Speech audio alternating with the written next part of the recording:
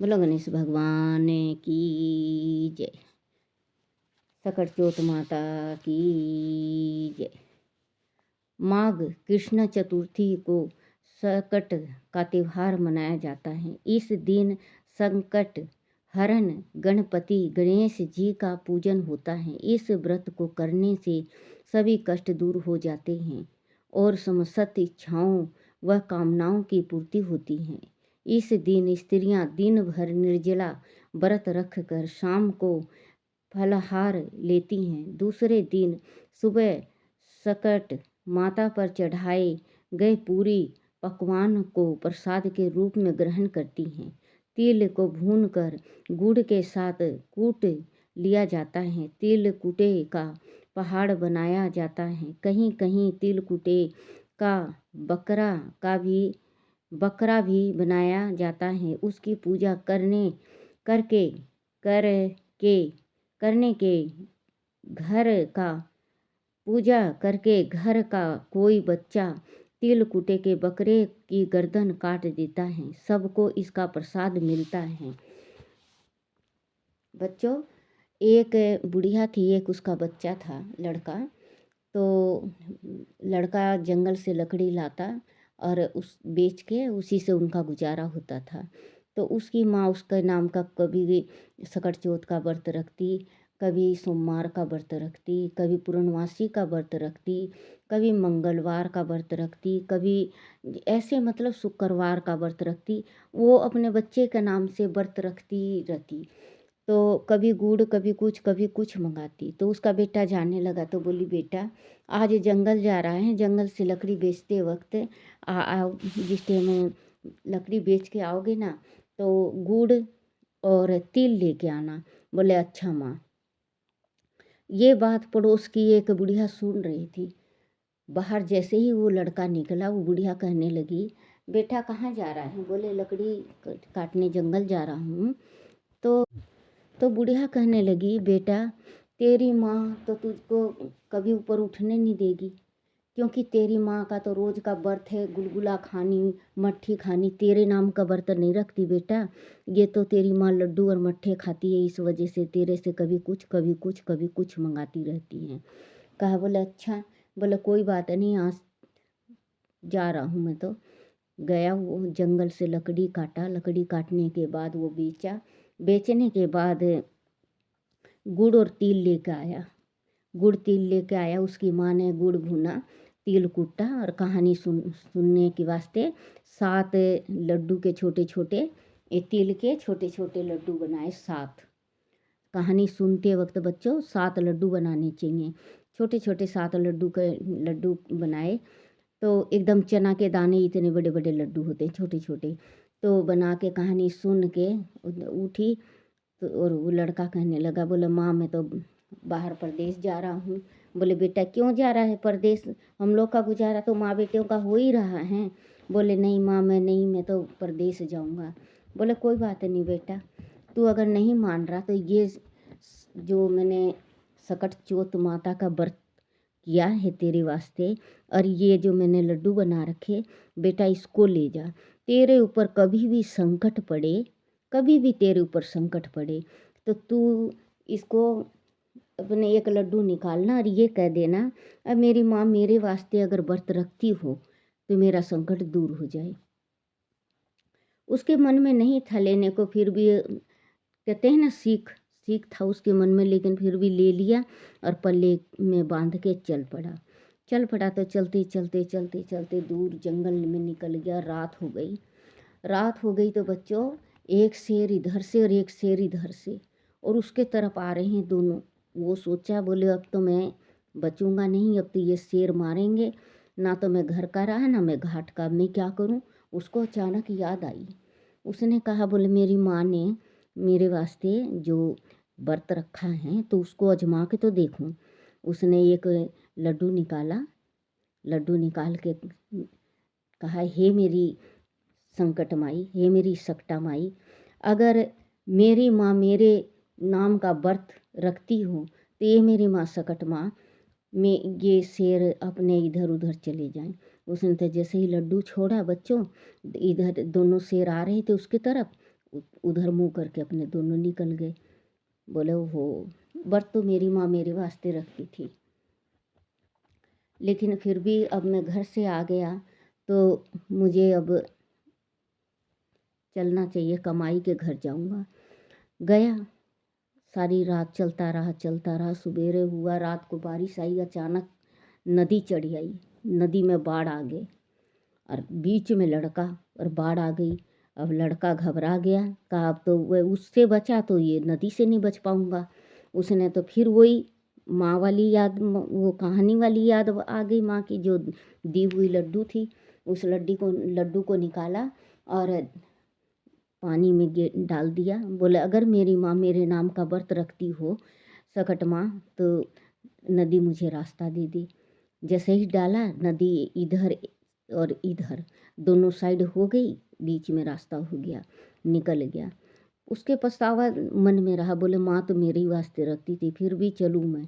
चलता गया 2 दिन 4 दिन में पहुँचा शहर में पहुँचा तो वहाँ का राजा का लड़का राजकुमार नीचे खेल रहा था और ऊपर ये जो मेन गेट था उनका, राज दरबार, राजा का गेट, वो गिर रहा था। तो उसने देखा कि नीचे राजकुमार हैं और ऊपर गेट गिर रहा है। उसने तो फट लड्डू निकाला, उसको तो खेल मिल गया कि मेरी माँ तो मेरे वास्ते व्रत करती हैं। उसको खेल मिल गया अपने। उसने तो एक लड्डू निकाला और कहा मेरी माँ सकट माँ, मेरे माँ अगर मेरे वास्ते मेरा व्रत रखती हो तो ये दरवाज़ा यहीं के यहीं रुक जा। वो तो जैसे ही लड्डू को फेंका वैसे ही दरवाज़ा वहीं की वहीं रुक गया। फिर आगे गया तो देख रहा है क्या, कुछ दूर जाने के बाद गया, देखा तो एक बुढ़िया पूड़ा बना रही है और रो रही है, वो देखता रहा। उसके पास नज़दीक पहुँच के कहने लगा, बोले माई, या तो तू पूड़ा बना ले या तू रो ले। बोले बेटा, पूड़ा तो मैं इस वजह से बना रही हूँ कि मेरे बेटे को बहुत पसंद है, और मैं रो रही हूँ इस वास्ते कि राजा का हवा चढ़ा हुआ है। हवा उसको कहते हैं बेटे, कुम्हार का जो चढ़ाते हैं उसका चढ़ा हुआ है, और मेरे बेटे को जाना है आज हवा में। तो वो कहने लगा माई ये बात कहूँ आपसे। बोले कहो। बोले अगर आप मुझे पेट भर पूड़ा खिलाओ तो मैं तेरे बेटा के बदले चला जाऊंगा। बोले बेटा, किसी के आई में कोई नहीं जाता। बोले माई मैं जाऊंगा। बोले कोई नहीं, देखेंगे। कह के उसको तो पेट भर के पूड़ा खिलाई, अपने बेटे को भी खिलाई, उसको भी खिलाई। वो थका हारा था क्योंकि 10-15 दिन से चल रहा था, बिल्कुल थक गया था, भूखा पेट था, पेट भरा। उसको तो मस्त नींद आ गई, वो तो मस्त सो गया। कह के उसको बुढ़िया माई को कि माई जब राजा के दूत आए तो मुझे उठा लियो। बोले कोई बात नहीं, उठा लूँगी। तो जैसे वो तो सो गया, उसको तो नींद गहरी आ गई। अब राजा के नौकर आए लेने के वास्ते उसके लड़के को कि माई अपने के नाम तेरे लड़का को भेज, हवा पूरे ईंट आंट लग गई है, बीच में बैठना है, अब हवा कल पकाएंगे। तो कभी तो उस माँ की हिम्मत नहीं पड़ी उस बच्चे को उठाने को। कभी तो वो थाली बजाती, कभी कड़छी बजाती, मतलब वो आवाज़ करती, कभी शंकल बजाती, लेकिन उसकी हिम्मत नहीं हुई, नहीं। वो बेटा को कहने लगी, अपने बेटा ही को जाके जगाई। बोले बेटा उठ, किसी के आई में कौन जाता है, ये तो हमारी आई है, हमें ही भुगतना पड़ेगा। बेटा चलने लगा, वैसे ही उसकी आँख खुली, कहने लगा माई मैं जाऊँगा, मुझे नहीं उठाई। बोले बेटा मैं तुझे कैसे उठाऊँ, तेरी माँ का भी तो तू लाल है, मेरी तो हिम्मत नहीं पड़ी। बोले कोई बात नहीं माई, एक काम कर, तू मुझे,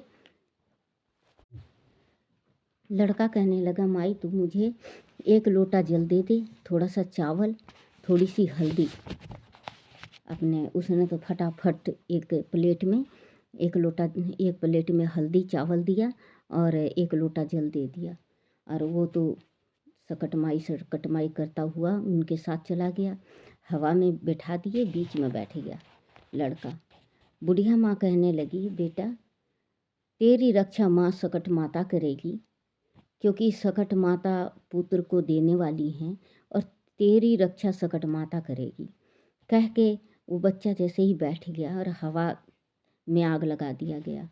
हवा 2-3 दिन में पका करती, हवा 2-3 दिन में पका करती, और वो हवा तो एक रात में पक गई। एक रात में पक गई तो वो देखे तो हवा पक रिया है। दुहाई राजा के जितने जने थे सब, क्योंकि घबरा गए कि 8 दिन में हवा पकता था तो एक बच्चा देना मुश्किल होता था। अब तो एक रात में, ऐसे तो बच्चा भी 9 महीने में होता है, एक रात में तो बच्चा होता नहीं। ये तो पूरे शहर का गांव खाली हो जाएगा। दुहाई राजा की। राजा कहने लगा, कल तो हवा में आग लगाए हो, आज दुहाई कर रहे हो। बोले, राजा साहब हवा पक गया। बोले, अच्छा कोई बात नहीं, हवा पक गया तो ये जितने भी हैं ये हमारे ही हैं प्रजा, कोई बात नहीं, ईंट निकाल लो सारी हवा में से। अपने वो तो आए हवा में से रोते रोते, किसी की आँख से आंसू निकल रहा, किसी की, क्योंकि घबरा रहे सब कि रोज़ अपना बच्चा कौन देगा। अब वो करके आए, निकाल रहे हैं तो जो बच्चा बैठा हुआ था वो तो अपनी माँ का वो छोटा सा जो सुपारी जैसे होता है लड्डू, वो लड्डू रख के बैठा था उस थाली में, और दूब लेके बैठा था। वो जैसे ही उतारने लगे हवा तो कहे, सकटा माई। वो तो आहिस्ते वो तो डर गए, वो फिर भागे दुहाई राजा के। राजा कहने लगा, क्या बिजली गिर गई तुम लोग के ऊपर कि अभी तुरंत दुहाई, फिर दुहाई। राजा साहब आपके हवा में तो भूत हैं या प्रेत हैं। बोले, क्यों? बोले, वो तो हम जैसे ही हवा उतार रहे हैं उसमें से आवाज़ आ रही है। तो बोले, चलो देखेंगे। राजा साहब गए, देख रहे हैं, देखे खोल के तो वो वैसे ही सकटा माई आहिस्ते। राजा साहब कहा, खोलो, डरो मत, मैं हूँ। और खोल के देख रहे हैं तो नौजवान लड़का, और एक प्लेट में हल्दी चावल, एक लोटा जल और एक सुपारी जितना लड्डू अपने इसका तिल का, और बैठा है दूब बैठा है। तो कह रहा, बोले कि तुम कैसे बचे, इतने हवा जी मीट पक गई और तुम आग से कैसे बचे? बोले, बाहर निकाले। राजा साहब कहने लगे, बोले कि बताओ। बोले, मेरी माँ मेरे नाम का व्रत रखती थी, कभी सोमवार का, कभी मंगलवार का, कभी शुक्रवार का, कभी सकट का, ऐसे मेरी माँ मेरे वास्ते व्रत रखा करती। लेकिन एक हमारी पड़ोस में बुढ़िया थी, उसने कहने लगी कि तेरी माँ लड्डू मट्ठे खानी है, व्रत बुर्त नहीं रखती, इसको तो नया नया चीज़ खाने का मन करता है, तो तू तो लकड़ी बेच के बूढ़ा हो जाएगा, इसके तो फरमाइश पूरी नहीं होगी। मैं घर छोड़ के चला आया। तो मेरी माँ उस दिन कथा कहानी कही थी, सकट माता का व्रत थी। कहने लगी, बोली, बेटा अगर तू जा रहा है तो ये जो मैंने 7 सुपारी 7 लड्डू बना रखे ये ले जा, तेरे ऊपर कोई भी संकट आए तो एक लड्डू डाल के ये कह देना कि अगर मेरी माँ मेरे नाम का व्रत रखती हो तो ये संकट टल जाए। तो मैं तो अपनी माँ का लड्डू लेकर आया था, और पहले मुझे शेर मिले तो मैं लड्डू डाला, शेर इधर उधर चले गए। फिर नदी चढ़ के आई, नदी में एक लड्डू डाला तो नदी भी पार रास्ता दे दी, नदी पार करके आया। आपका जो दरवाज़ा है वो दरवाज़ा गिर रहा था और आपका बेटा नीचे खेल रहा था, आधा गिरा है और आधा नहीं, जाके देखो। तो राजा साहब बोला हाँ आधा गिरा हुआ है। तो कहे बोले वो लड्डू का वो सकट माई का वरदान है अपने। वो तो कहे बोले कि चल मेरे साथ। गया अपनी पुत्री का शादी करके आधा राजपाट दे के उसको भेज दिया। वो अपने घर आया, अपने घर के बाग में रुका। कहा बोले कि जाओ मेरी माँ से ये कहना कि तेरा बेटा आया है। माँ ढूंढी पीट गई कि बुढ़िया का जो बेटा गया था वो आ चुका है। तो इसकी माँ तो रोती रोती अंधी हो गई थी, और जो चुगलखोर बुढ़िया थी उसका भी बेटा चला गया था। वो उसकी आँख थी और इस बुढ़िया की आँख नहीं थी। सकट का जो व्रत रखा करती अपने, जितनी बुढ़िया थी जिनके जिनके बेटे गए थे सब आगे पीछे भागे। सारे पूरे वहाँ का माहौल इकट्ठा हो गया कि बुढ़िया का बेटा, कौन सी बुढ़िया का बेटा आया है दोनों में से। अब दोनों वो कहे बोले कि मुझे भी ले चलो, मुझे भी ले चलो। 2-3 पड़ोसन थी, बोले चलो इस बुढ़िया का भी बेटा गया हुआ है, शायद इसी का बेटा हो, इसको ले चलो। अब वहाँ गई बाग में, वो जो चुगलखोर थी वो और जिसकी माँ थी वो दोनों लड़ पड़ी आपस में। मेरा बेटा मेरा बेटा। राजा कहने लगा बोले ये बेटा तो जिसका है तेरा है या इसका है, ये समझ में नहीं आ रहा। उनने ये कहा बोले कि चाम की स्तन बना दो, चाम की छाती, जिसके चाम की छाती से दूध उसके मूछ में गिरेगा बेटा उसी का। दोनों को चाम की बॉडी पहना के, स्तन पहना के और खड़ी कर दिए। उसके तो स्तन से दूध निकल के जो बुढ़िया अंधी थी जिस सकट का व्रत रखा करती उसके मूछ में गिरा। राजा साहब बोला बेटा इसका है। वो जैसे ही उसकी माँ बेटा बेटा करी, उसके तो एक एक सुपारी 2 सुपारी और बच गए थे उसके पास।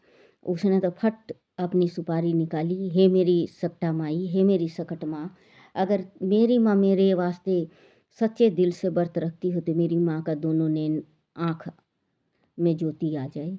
हाथ फेरते ही उसके तो माँ के दोनों आँख देखने लगी, बेटा बेटा, माँ माँ।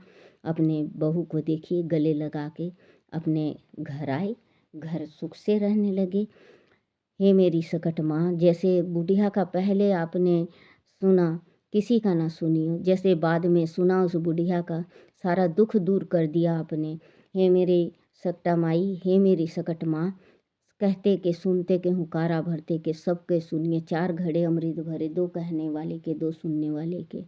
बोलो सकट माता की जय। बोलो गणेश भगवान की जय। एक दुरानी जेठानी थे तो दुरानी थी धनवान और जेठानी गरीब। जेठानी गरीब थी तो जेठानी दुरानी के घर काम करने जाती थी, और जो छानस होता छन्ना उसको घर लाके धो के और अपने पति को दे देती थी, उसका पति पी लेता था। तो एक दिन उसका दुरानी का लड़का देख लिया और वो कहने लगा मामा ये जो ताई है ना, छन्ना ले जाके वो धो के अपने ताऊ को पिलाती हैं, ताऊ पीते हैं। तो वो कहने लगी बोले आज एक काम कर, उस दिन सकट चौथ का व्रत थे, बोले एक काम कर तू छलने को यहीं धो के और सुखा जा। अब वो छलने को धो के सुखा गई तो आया उसका पति, बोले दे पानी। बोले पानी क्या, आज तो छोटी ने छलना वहीं धुआ के सुखा दिया। उसको तो गुस्सा आया, खूब ही मारा। उसको मारने के बाद वो अपने घर से बाहर चला गया। वो रोती रोती अधकच्चे नींद में सो गई। आए विनायक जी महाराज, गणेश जी महाराज आए। गणेश जी महाराज कहने लगे माई माई भूख लगी है। बोले इस भूख के वजह से तो मैं पिटी हूँ, कुछ खाने पीने को है नहीं, इसी वजह से तो आज मैं पिटी हूँ। छोटी के घर काम करा करती, उसने भी छलना धो के वहीं सुखवा लिया। बोले माई तो माई मैं हगूँगा। कहे बोले कि मैं निपटूँगा। बोले जा कहीं भी निपट ले, कहीं भी घूम ले, सारा घर खाली पड़ा है। अपने वो तो क्या काम करा, सारा जगह कोने कोने कोने कोने में अपने घूम गया, धन दौलत भर दिया। कहे बोले माई मैं पूंजूँगा। बोले कि पूंजेगा कि ले सिर मेरा। अपने गुस्से में बोली वो तो, मेरे सिर में पूंज ले। वो तो गणेश भगवान सिर में पूंज लिए। सिर में पूंज लिए तो अपने सवेरे हुआ तो उठी तो देखे तो अपने उसके सिर में तो हीरे मोती गिर रहे हैं, और जिधर आँख करे उधर ही सोना चांदी हीरे मोती, पूरा घर भरा पड़ा है। इतना में आ गया उसका पति। देखा तो बोले ये क्या? बोले कि ये तो ऐसे ऐसे बात है। रात को गणेश जी आए थे दिखे, और वो कहने लगे मुझे भूख लगी है। मैं बोली इसी भूख के वजह से रोटी के वास्ते तो मैं पीटी हूँ। वो बोला मैं घूमूंगा। मैं बोली कहीं भी घूम ले। वो घूम लिया। मैं बोली वो कहे पूंजूंगा, मैं पूंज ले। वो पूंज लिया। फटाफट अपने हीरे मोती रखने लगे भीतर। तो ये उसकी छोटी कहने लगी आज बड़ी नहीं आई, तेरी ताई नहीं आई रे, जाके देखना क्यों नहीं आई है, कहीं बीमार तो नहीं हो गई। वो जाके देख रहे हैं तो सोना चांदी ताऊ और ताई दोनों उठा रहे हैं। वो तो दौड़े दौड़े गया। बोले माँ ताई नहीं आएगी। बोले क्यों? बोले ताई तो आज हीरे मोती सोना चांदी अपने संदूक में डाल रही है। बोले अच्छा। वो तो सुनते ही इतनी जोर की भगी आई, एकदम दौड़ी दौड़ी, कहीं साड़ी, कहीं पल्ला, कहीं ऐसे भाजी आई। बोली दीदी दीदी बड़े तूने क्या किया? टोना किया तमन्ना किया। बोले दीदी ना मैंने छोटी, ना मैंने टोना किया, ना मैंने तमन्ना किया। रात को गणेश जी महाराज आए थे, विनायक जी महाराज। वो कहने लगे बोले माई भूख लगी है। मैं कही भूख लगी है, मैं इसी भूख के चलते तो पीटी हूँ, क्योंकि तू छलना धुआ के वहीं पे सुखा दी, तेरे जेठ को मैं वही धो के देती थी। बोला अच्छा फिर क्या हुआ? फिर क्या? वो कहे बोले कि मैं घूमूंगा माई। मैं बोले कहीं भी घूम ले। वो घूम लिए। बोले पूंजूंगा। मैं बोली पूंज ले इसमें। अपने वो मेरे बाल में पूंज गए। ये सब सोना चांदी गणेश भगवान जी टूटे हैं। अपने बोले अच्छा। वो तो घर आई। घर आके अपने पति को कहने लगी आज मुझे खूब मार। बोले क्यों? बोले नहीं आज खूब मार। वो तो खूब मारे। अब गणेश भगवान बोले इस पे सब कुछ होते हुए भी ये मार खाई है तो इसके पास जाना चाहिए। गणेश भगवान आए। बोले माई भूख लगी है। बोले तुझे तो वहाँ कुछ खाने को मिली नहीं, देख छीके में है 4 रोटी और पूरे घी में डबो रखे मैंने, पेट भर के खा। गणेश भगवान तो खूब प्रेम से पेट भर के खाए। फिर कहने लगे थोड़ी देर बाद माई मैं घूमूंगा। बोले उसका तो कच्चा का मकान था, गोबर से लिपा हुआ, मेरा तो पक्का का मकान है और सारे घर का सामान मैं हटा चुकी, जहाँ मर्जी तेरी वहाँ पे घूम। अपने कुछ देर के बाद आए। बोले माई मैं पूंजूंगा।